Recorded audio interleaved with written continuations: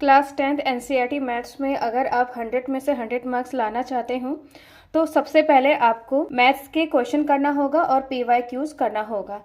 इस वीडियो में अध्याय 1 वास्तविक संख्या से आने वाले मोस्ट इंपॉर्टेंट क्वेश्चन जो कि एनसीईआरटी बुक्स और पीवाईक्यूज क्वेश्चन के सॉल्यूशन को करने वाले हैं।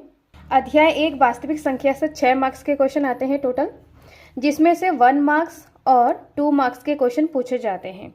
तो प्रश्नावली 1.1 में जो पूछे जाने वाले प्रश्न हैं उसको समझते हैं। तो यहाँ पर HCF और LCM निकालना सीखेंगे जो कि अभाज्य गुणनखंड विधि से होगा, इससे रिलेटेड क्वेश्चन आता है। और दूसरा है HCF गुणा LCM बराबर दो संख्याओं का गुणनफल, ये जो फॉर्मूला है इससे रिलेटेड क्वेश्चन आता है। नेक्स्ट इसमें है प्रश्नावली 1.2 में जो पूछे जाने वाले प्रश्न हैं, जैसे कि √3, √2, 7 √5 को परिमेय संख्या सिद्ध करना। तो इस टाइप के क्वेश्चन बोर्ड एग्जाम में पूछे जाते हैं। सो इससे रिलेटेड क्वेश्चन को करते हैं। सबसे पहले हम बहुविकल्पीय प्रश्न को करेंगे जो कि 1 मार्क्स में पूछे जाने वाले प्रश्न हैं।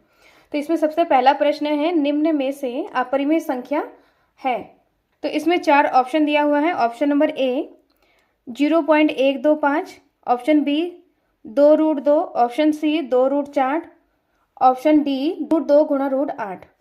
तो इसमें से हमें बताना है कि कौन सी संख्या अपरिमेय संख्या है। तो इसमें देखेंगे पहला ऑप्शन 0.125, तो ये परिमेय संख्या है। दूसरा है 2 √2, जो कि ये 2 परिमेय संख्या है और √2 अपरिमेय संख्या है, तो ये पूरा अपरिमेय संख्या है। तीसरा है 2 √4, तो 2 √4 को हम √4 का वैल्यू 2 होता है, तो 2 दूनी यहाँ पर 4 हो जाएगा जो कि परिमेय संख्या है। और फोर्थ ऑप्शन नंबर डी है √2 गुणा √8 को हम √2 गुणा √2 लिख सकते हैं। इसको सॉल्व करेंगे तो यहाँ पर √2 गुणा √2 2 हो जाएगा और यहाँ पर 2 है तो 2 दूनी 4। तो ये ऑप्शन डी, ऑप्शन सी और ऑप्शन ए ये सभी हमारा परिमेय संख्या है और ऑप्शन डी अपरिमेय संख्या है। तो इसका जो सही आंसर आ जाएगा ऑप्शन नंबर बी हो जाएगा। नेक्स्ट प्रश्न है, निम्न में अपरिमेय संख्या है। तो इसमें ऑप्शन दिया हुआ है, option A √3, option B √4, option C 5, option D 2/3। तो इसमें बताना है कि अपरिमेय संख्या कौन सा है। √3 अपरिमेय संख्या है। बी ऑप्शन है √4 का मान 2 होता है तो ये परिमेय संख्या है। 5 यहाँ पर परिमेय संख्या है। 2/3 को भाग देंगे तो यहाँ पर 0.66 यहाँ पर रिपीट हो रहा है जो कि अशांत आवर्ती दशमलव प्रसार है और ये परिमेय संख्या होता है। तो इसमें बताना है कि कौन सी संख्याएं अपरिमेय है। तो √3 अपरिमेय संख्या है, तो इसका सही आंसर ऑप्शन नंबर ए हो जाएगा। नेक्स्ट प्रश्न है, पूर्णांकों 26 और 91 के अभाज्य गुणनखंड विधि द्वारा HCF ज्ञात कीजिए। तो HCF निकालना है इसमें अभाज्य गुणनखंड विधि से। तो सबसे पहले यहाँ पर 26 और 91 इसका अभाज्य गुणनखंड करना है। 2 से करेंगे तो 2 एकम 2, 2 तिया 6 और 13 एकम 13। नेक्स्ट यहाँ पर 91 है, इसको करते हैं तो 13 7 91 और 7 एकम 7। तो इसको लिखेंगे इस तरीके से 2 गुणा 13 और यहाँ पर 91 को लिखेंगे 13 गुणा 7। इसमें HCF निकालना है। तो HCF वह संख्या होती हैं जो दोनों में कॉमन हो, मतलब दोनों में आनी चाहिए और उसकी सबसे कम घात होनी चाहिए। तो यहाँ पर 13 दोनों में है और 13 की घात यहाँ पर कुछ नहीं है, मतलब 1 है, तो इसका HCF 13 हो जाएगा। इसका फाइनल आंसर है 13। नेक्स्ट प्रश्न को करते हैं, 7429 को अभाज्य गुणनखंड द्वारा गुणनफल के रूप में लिखिए। प्रश्न 2016 में आया है, तो इसमें हमें अभाज्य गुणनखंड करना है। तो सबसे पहले इसको हम 17 से भाग दे देंगे। इसको 17 से भाग देंगे तो 17 × 51 और 17 × 7 = 119। नेक्स्ट इसको हम 19 से करेंगे तो 19 दूनी 38, 19 तिया 57। अब इसको करेंगे 23 एकम 23। तो इसको लिखेंगे इस तरीके से 17 गुणा 19 गुणा 23। तो इस संख्या को हम इस तरीके से अभाज्य गुणनखंड के रूप में लिख सकते हैं। तो ये इसका फाइनल आंसर है। नेक्स्ट प्रश्न है, P/Q एक परिमेय संख्या नहीं है। तो इसमें ऑप्शन दिया है, पहला ऑप्शन है P, Q एक पूर्णांक है। दूसरा ऑप्शन है Q बराबर 0, तीसरा है Q does not equal to 0 और चौथा है P बराबर 1। तो इन चारों ऑप्शन में हमें बताना है कि P/Q परिमेय संख्या किस कंडीशन में नहीं होता है। p और q पूर्णांक होते हैं जब p परिमेय संख्या p बट्टा q के फॉर्म में होता है। तो इसमें p और q पूर्णांक होते हैं तभी वो परिमेय संख्या होता है। इसमें हमें परिमेय संख्या किस कंडीशन में नहीं होता है उसको बताना है। दूसरा ऑप्शन है q बराबर 0। q बराबर 0 मतलब यहाँ पर कोई भी संख्या जैसे 3/0, तो ये हमारा परिमेय संख्या नहीं है, तो ये हमारा आंसर होगा। अब थर्ड पॉइंट को करते हैं। तो जो परिमेय संख्या होती है उसकी जो कंडीशन होती है, तो इसमें q does not equal to 0 होना चाहिए, इसमें 0 नहीं होना चाहिए q के जगह पे। तो ये परिमेय संख्या का कंडीशन है। और फोर्थ है यहाँ पर q बराबर 1। इन तीनों कंडीशन में ऑप्शन 1, ऑप्शन 3 और ऑप्शन 4, इन तीनों कंडीशन में परिमेय संख्या का कंडीशन बताया जा रहा है, लेकिन जो ऑप्शन नंबर दूसरा है वो परिमेय संख्या का कंडीशन नहीं है, तो इसका फाइनल आंसर हो जाएगा ऑप्शन नंबर दूसरा। इस टाइप के क्वेश्चन 1 मार्क्स में पूछे जाते हैं, जिसमें बहुविकल्पीय प्रश्न होते हैं जो ऑप्शनल होते हैं। नेक्स्ट हम 2 मार्क्स वाले प्रश्न को करते हैं। अभाज्य गुणनखंड विधि द्वारा पूर्णांक 12, 15 और 21 का एलसीएम ज्ञात कीजिए। तो ये जो प्रश्न है 2023 में आया है, तो इसमें हमें अभाज्य गुणनखंड विधि द्वारा एलसीएम ज्ञात करना है। तो इस टाइप के क्वेश्चन में एचसीएफ और एलसीएम दोनों पूछे जाते हैं, तो इस प्रश्न में हम दोनों को निकालेंगे।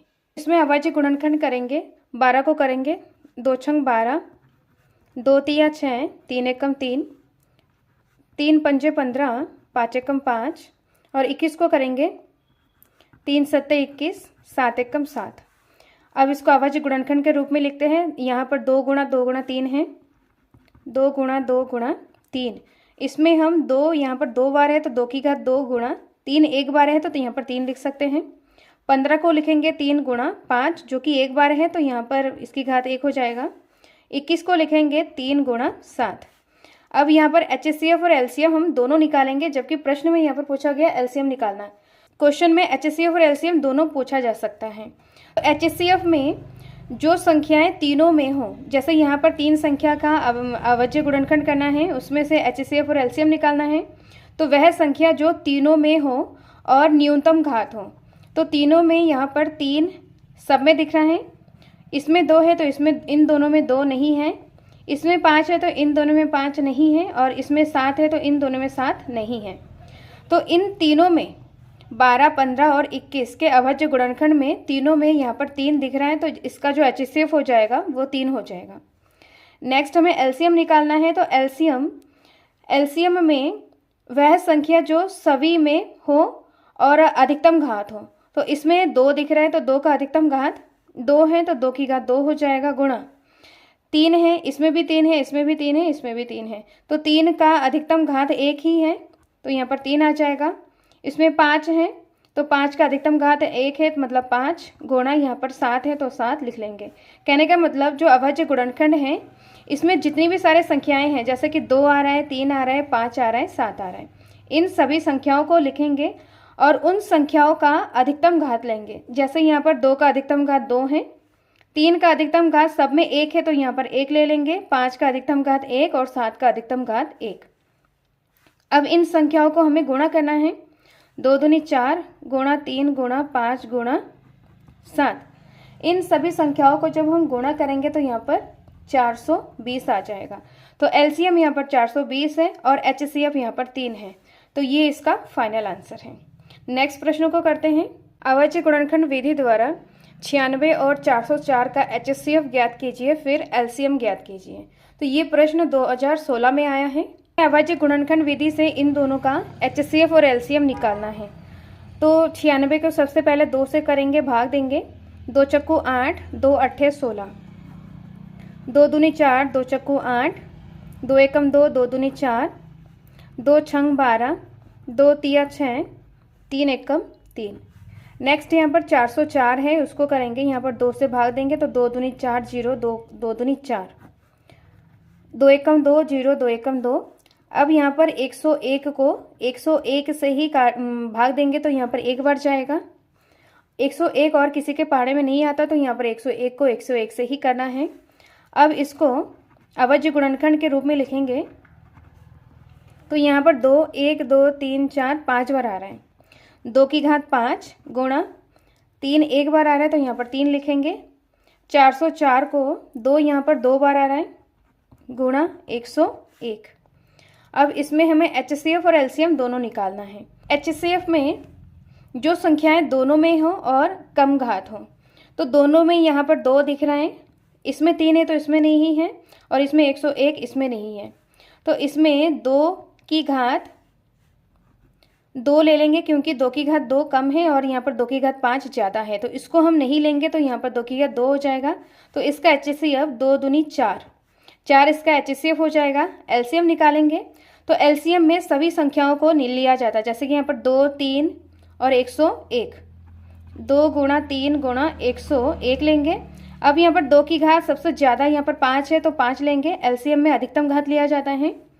3 की घात मतलब एक बार ही है, यहाँ पर 3 की घात यहाँ पर 1 हो जाएगा, और 101 यहाँ पर एक बार आ रहा है। इस तरीके से इसको लिखेंगे। अब इनको हमें सॉल्व करना है। 2 की घात 5 32 होता है, गुणा 3 गुणा 101। अब इन संख्याओं को गुणा करेंगे तो यहाँ पर 9696 आ जाएगा, तो इसका LCM 9696 है। अब इसमें LCM निकालने का दूसरा मेथड है कि दो संख्याओं का गुणनफल, जो एक फॉर्मूला होता है, दो संख्या का गुणनफल बराबर HCF गुणा LCM। तो दो संख्याएं यहाँ पर 96 और 104 हैं, 404। HCF अभी हमने निकाला है 4 है, और LCM हमें निकालना है। यहाँ पर ये एक मेथड है LCM निकालने का, और ये दूसरा मेथड है। ये पहला मेथड है और ये दूसरा मेथड है। इस तरीके से भी निकाल सकते हैं और इस तरीके से निकाल सकते हैं। दोनों मेथड से आपको जो अच्छा लगेगा उस मेथड से आप कर सकते हैं। तो HCF गुणा LCM हमें निकालना है। 96 गुणा 400, 4 बट्टा, ये 4 बट्टे में आ जाएगा। इसको डिवाइड करेंगे, यहाँ पर इसको डिवाइड करेंगे, 4 को इससे भाग देंगे तो 101 आ जाएगा। 96 गुणा 101 बचा हुआ है। इन दोनों संख्याओं को गुणा करना है, तो यहाँ पर 9696 आएगा इसका LCM। तो इन दोनों मेथड से किसी से भी हम कर सकते हैं, आंसर हमारा दोनों का सेम आएगा। अब नेक्स्ट प्रश्न करते हैं। संख्या 6, 72 और 120 का अभाज्य गुणनखंड विधि द्वारा HCF और LCM ज्ञात कीजिए। तो इसमें 3 संख्याओं का हमें अभाज्य गुणनखंड विधि से HCF और LCM निकालेंगे। इससे पहले यहाँ पर 2 संख्या का किया है। तो यहाँ पर 6, 72 और 120, इसका HCF अभाज्य गुणनखंड विधि से करना है। तो सबसे पहले यहाँ पर 2 से करेंगे, 2 तिया 6, 3 एक कम 3। नेक्स्ट यहाँ पर है 72, इसको भी 2 से करेंगे। सबसे पहले 2 तिया 6 और 2 छंग 12, 2 एकम 2 और 2 अट्ठे 16, 2 नम 18, 3 तिया 9, 3 एकम 3। नेक्स्ट है 120 का करेंगे, तो सबसे पहले 2 का करेंगे, 2 से 2 छंग 12, 0, 2 तिया 6, 0, 2 एकम 2, 2 पंजे 10, 15 आ गया है। अब 3 पंजे 15, 5 एकम 5। इन संख्याओं को लिखते हैं। 6 को इस तरीके से लिखेंगे, 2 गुणा 3। 72 को 2 यहाँ पर 1 2 3 बार है, तो 2 की घात 3 गुणा 2, 3 यहाँ पर 2 बार है, तो 3 की घात 2। 120 को लिखेंगे 1 2 3, 3 बार 2 है, 2 की घात 3 हो जाएगा। 3 एक बार है और 5 एक बार है। अब यहाँ पर HCF और LCM निकालना है। HCF में जो संख्याएं तीनों में हो उसी संख्या को लिया जाता है। तो यहाँ पर तीनों में यहाँ पर 2 दिख रहे हैं, और 3 भी यहाँ पर तीनों में है, और यहाँ पर कम घातें लिया जाता है। तो 2 की घात सबसे कम, यहाँ पर 2 की घात 3 है, इसमें भी 2 की घात 3 है, और इसमें 2 की घात 1 है। तो सबसे कम घात 2 की घात 1 है, तो यहाँ पर 2 की घात 1 हो जाएगा। नेक्स्ट है 3 को देखते हैं, तो यहाँ पर 3 की घात 1 है, इसमें 3 की घात 2 है, इसमें 3 की घात 1 है, मतलब कुछ नहीं है। तो यहाँ पर 3 की घात 1 हो जाएगा। 3 दूनी 6, HCF यहाँ पर 6 हो जाएगा। अब नेक्स्ट LCM निकालेंगे। तो LCM में सभी संख्याओं को लिया जाता है, तो इसमें 2 3 और यहाँ पर 5 आ रहा है, और इसमें सबसे अधिकतम घात लिया जाता है। तो 2 की अधिकतम घात यहाँ पर 3 है, इसमें 3 है, और इसमें कुछ नहीं है, मतलब 1 है। तो 2 की घात यहाँ पर 3 गुणा 3 में देखेंगे कि अधिकतम घात 2 है, तो यहाँ पर 2 लिखेंगे, और यहाँ पर 5 की घात 1 है। इन संख्याओं को हमें सॉल्व करना है। 2 की घात 3, तो 2 दूनी 4 दूनी 8, 3 की घात 2, 3 तियाँ 9 गुणा 5। अब इन संख्याओं को हमें गुणा करना है, तो गुणा करने के बाद यहाँ पर आ जाएगा 360। तो इसका एलसीएम 360 हो जाएगा और एचसीएफ 6 हो जाएगा। तो ये इसका फाइनल आंसर है। नेक्स्ट प्रश्न है, अवच्छेद गुणनखंड विधि द्वारा निम्नलिखित पूर्णांकों के एचसीएफ और एलसीएम ज्ञात कीजिए तथा इसकी जांच कीजिए कि दो संख्याओं का गुणनफल बराबर एचसीएफ गुणा एलसीएम है। इसमें हमें जांच भी करना है और इसका एचसीएफ और एलसीएम अवच्छेद गुणनखंड विधि द्वारा सॉल्व करना है। तो इसमें 3 प्रश्न हैं, तो उसमें से हम एक प्रश्न को करेंगे जो कि 2024 में आया है। नेक्स्ट 2 प्रश्नों को आप प्रैक्टिस के लिए सॉल्व कर सकते हैं। तो इसमें पहला पॉइंट है 26 और 91 का हमें एचसीएफ और एलसीएम ज्ञात करना है और इसकी जांच करना है कि दो संख्याओं का गुणनफल बराबर एचसीएफ गुणा एलसीएम। इस फॉर्मूले से हमें जांच भी इसमें करना है। तो इसमें अवच्छेद गुणनखंड विधि से पहले एचसीएफ और एलसीएम निकालते हैं। 26 और 91 को करेंगे तो इसमें 2 से करेंगे, 2 एकम 2, 2 तिया 6, 13 एकम 13।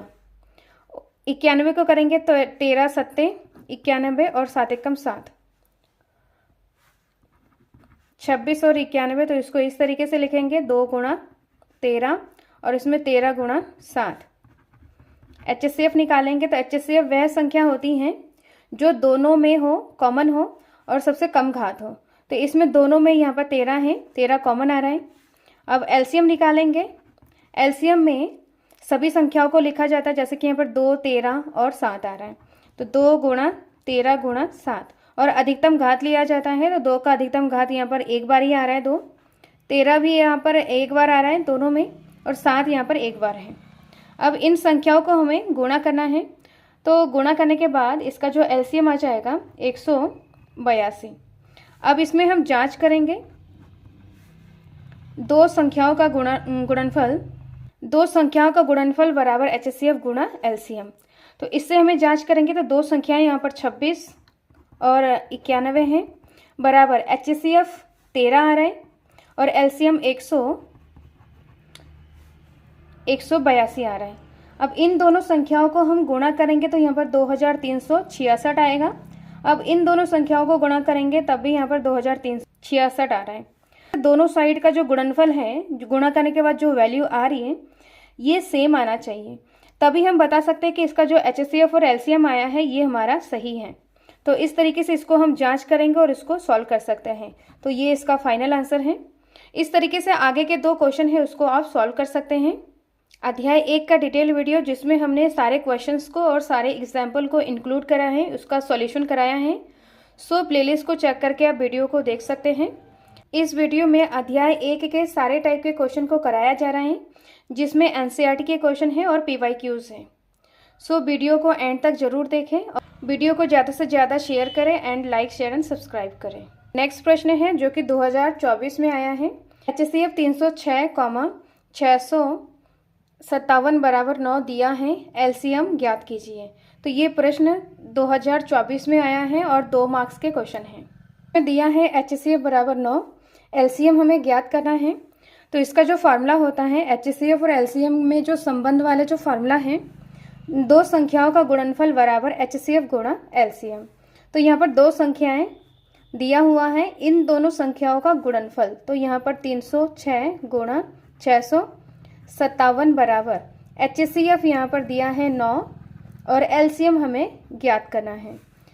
तो इसके लिए यहाँ पर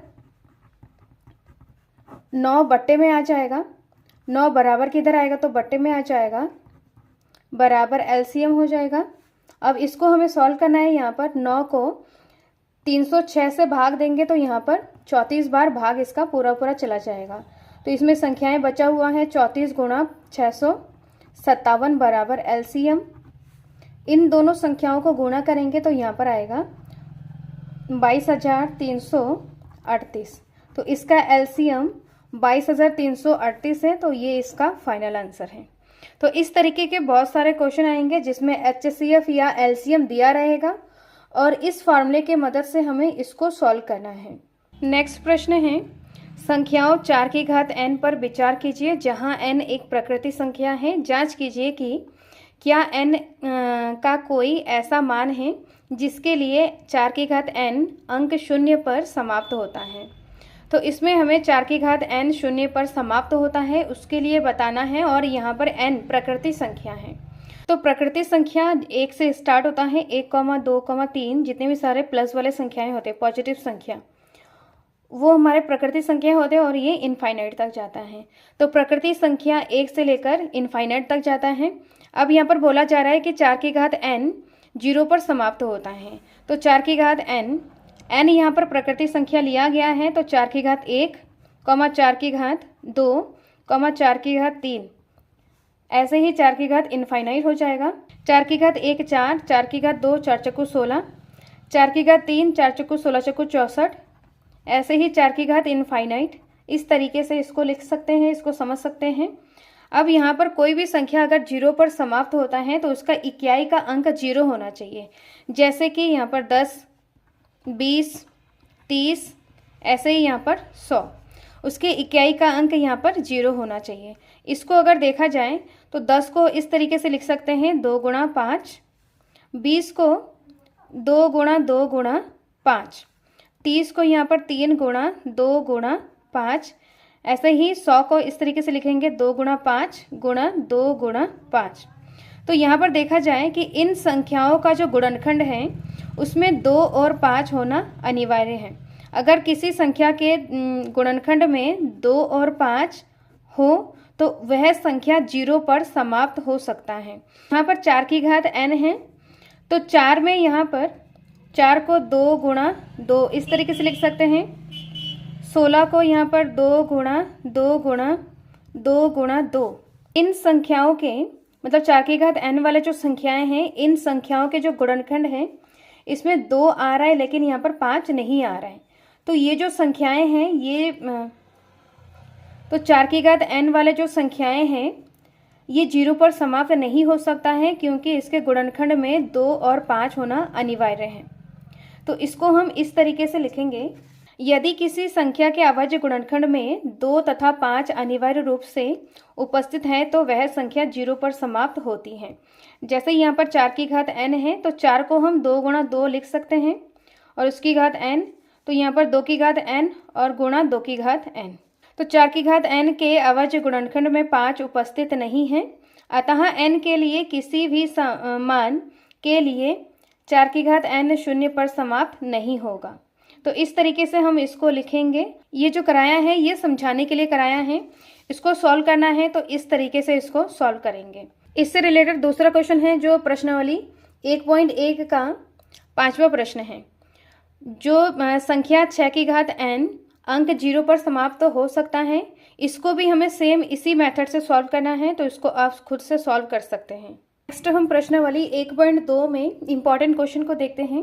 तो इसमें 2 टाइप के क्वेश्चन आते हैं जिसमें हमें सिद्ध करना होता है कि ये संख्याएं अपरिमेय संख्या हैं। तो इसमें 2 टाइप के क्वेश्चन हैं, तो √5, √7 और √2, इनको हमें अपरिमेय संख्या सिद्ध करना है। तो इसको सेम तरीके से करना है। दूसरा जो है 3 + 2√5, 5 - √3 और 1/2, इन संख्याओं को हमें अपरिमेय संख्या सिद्ध करना है। तो इनको हमें सेम तरीके से करना होता है। तो दोनों टाइप के क्वेश्चन इस वीडियो में करने वाले हैं। सबसे पहला प्रश्न है, सिद्ध कीजिए कि √5 एक अपरिमेय संख्या है, उसको हमें सिद्ध करना है। जिसको हमें अपरिमेय संख्या सिद्ध करना होता है तो सबसे पहले उसको हमें परिमेय संख्या मानना होता है। तो माना √5 एक परिमेय संख्या है, तो परिमेय संख्या p/q के रूप में होता है। तो √5 को p/q के बराबर लिखेंगे, जहाँ q does not equal to 0, मतलब q के जगह पे यहाँ पर 0 नहीं होना चाहिए। और p और q पूर्णांक है और इसका जो HCF होता है 1 के बराबर होता है, मतलब जो p और q है सहभाज्य संख्याएं होते हैं। अब इन दोनों संख्याओं को क्रॉस मल्टीप्लाई करेंगे तो यहाँ पर q 5 के साथ गुणा हो जाएगा, तो q √5 बराबर p। तो इसको हम समीकरण 1 मानेंगे। अब दोनों तरफ हमें वर्ग करना है, तो दोनों तरफ वर्ग करेंगे तो √5 q का वर्ग बराबर p का वर्ग। 5 का वर्ग करेंगे तो यहाँ पर 5 आ जाएगा, q² बराबर p²। यहाँ से p² बराबर ये जो 5 है बटे में आ जाएगा, तो p²/5 हो जाएगा। यहाँ पर प्रमेय 1.2 का जो कॉन्सेप्ट है उसका यूज यहाँ पर हुआ है।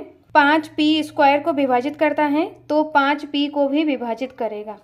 5p को विभाजित करेगा मतलब p/5। यहाँ पर 5p² को विभाजित करता है मतलब p²/5 है, तो 5p को विभाजित करेगा तो यहाँ पर p/5, जिसको हमने माना है c के बराबर माना है इसको। अब यहाँ पर क्रॉस मल्टीप्लाई करेंगे तो p/5c हो जाएगा। समीकरण 1 में p बराबर q√5 है, तो उसका मान यहाँ पर p के जगह पे रखेंगे q√5 बराबर 5c। अब इसमें भी हमें दोनों तरफ वर्ग करना है। वर्ग करने के बाद यहाँ पर q² और √5 का स्क्वायर 5 हो जाएगा और 5 का स्क्वायर 25/25c²। यहाँ से q² का मान निकालेंगे तो 5 बटे में आ जाएगा, तो 5 से इसको सॉल्व करेंगे तो 5 5 बार कट जाएगा तो यहाँ पर 5c² आ जाएगा।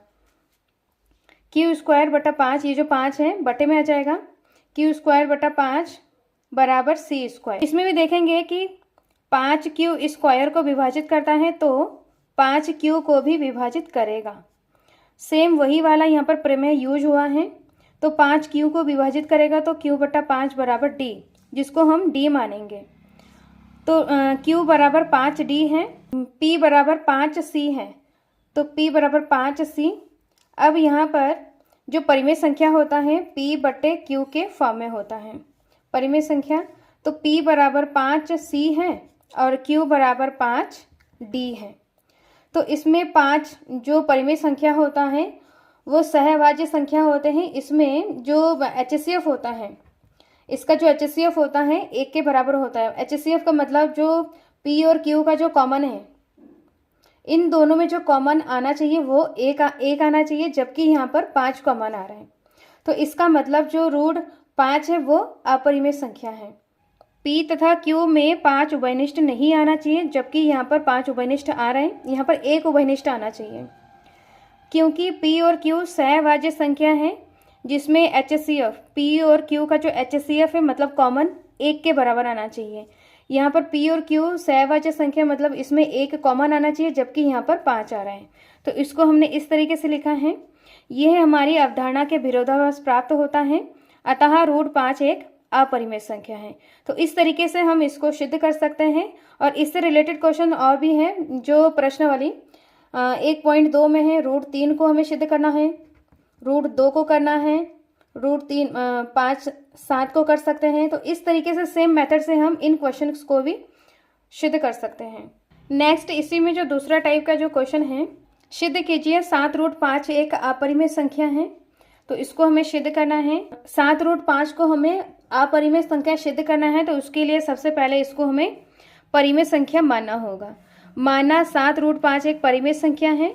परिमेय संख्या p/q के फॉर्म में होता है, तो ये 7√5 बराबर p/q, जहाँ q does not equal to 0। और इन दोनों का जो HCF होता है, p और q का HCF 1 के बराबर होता है, मतलब जो p और q है वो सहभाज्य संख्या है। और यहाँ पर p, q पूर्णांक होता है, p और q पूर्णांक होना चाहिए। अब इसमें हमें क्रॉस मल्टीप्लाई करेंगे तो जो 7 है वो परिमेय संख्या है और √5 अपरिमेय संख्या है।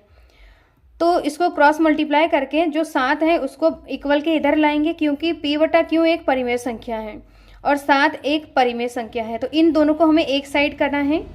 तो √5 बराबर p/q 7√q, इस तरीके से हो जाएगा। अब इसमें हम देखेंगे कि √5 अपरिमेय संख्या है, p/7q ये परिमेय संख्या है। और परिमेय संख्या अपरिमेय संख्या के इक्वल नहीं हो सकता है, बराबर नहीं हो सकता है। तो इसको हम इस तरीके से लिखेंगे, 5 एक अपरिमेय संख्या है, p/7q एक परिमेय संख्या है। परिमेय संख्या अपरिमेय संख्या के बराबर नहीं हो सकता है, यह हमारे अवधारणा के विरोधाभास प्राप्त होता है, अतः 7√5 एक अपरिमेय संख्या है। तो इस तरीके से हम इसको लिखेंगे। और जो ये लैंग्वेज है इसको हमें पूरा ऐसे ही लिखना है। इससे रिलेटेड जो क्वेश्चन है 1/√2 6 + √2, इस टाइप के जो क्वेश्चन है इसको हमें सेम इसी मेथड से करना है। अध्याय 1 का डिटेल वीडियो देखने के लिए प्लेलिस्ट को चेक करके वीडियो को देख सकते हैं। इस वीडियो को सबको शेयर करें जिससे कि सबको हेल्प मिले। नेक्स्ट वीडियो में अध्याय 2 के एनसीईआरटी के क्वेश्चन और पीवाईक्यू को करने वाले हैं। सो हमारे चैनल टिप्स ऑन मैथमेटिक्स के साथ बने रहें। मिलते हैं नेक्स्ट वीडियो में। Thank you so much.